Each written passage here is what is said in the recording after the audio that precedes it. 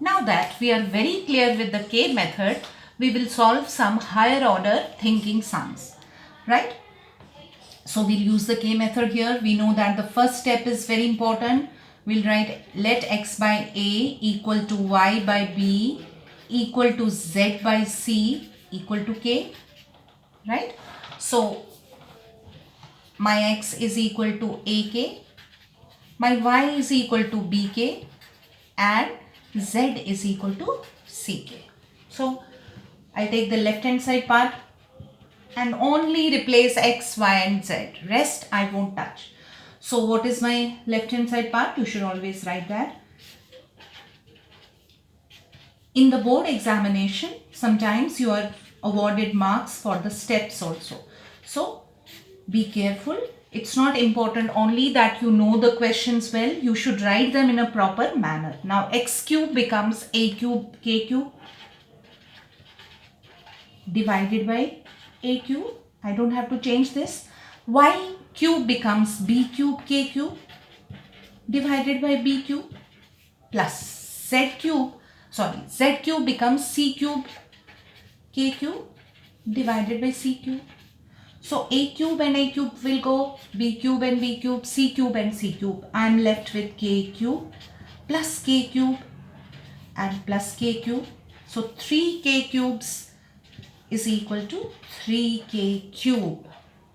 Now let me go to the right hand side part. What is my right hand side? 3xyz divided by ABC.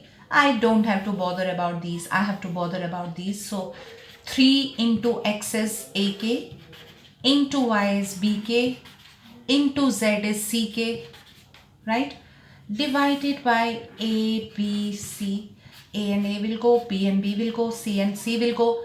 I'm left with 3k into k into k is k cube. This is my left hand side. This is my right hand side. So I've proved that left hand side. Therefore, left hand side is equal to right hand side. If you do the question in this manner in the board examination, you're going to get full marks. Okay, one more.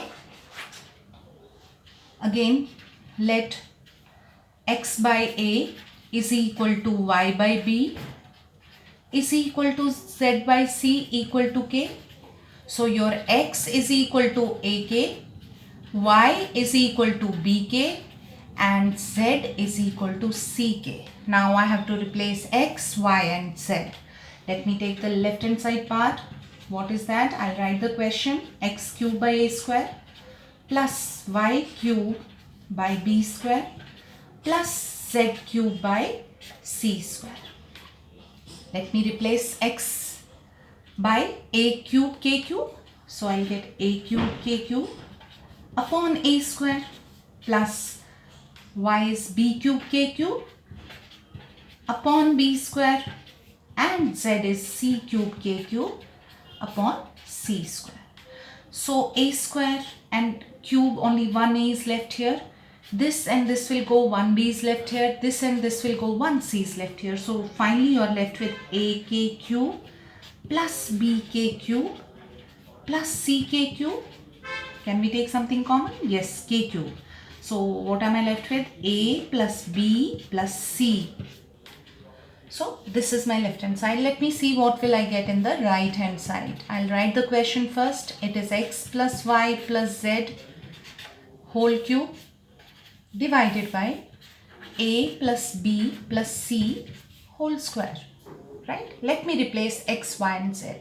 X is ak plus bk plus ck, and they all are inside the cube, and then I don't have to bother about this term. So you can take k common. So a plus b plus c. Now all this is happening inside the cube. In the denominator you have a plus b plus c whole square, right? Now what do you get in the numerator? This cube is for this k also. So this will be k cube into a plus b plus c whole cube. In the denominator I have a plus b plus c whole square.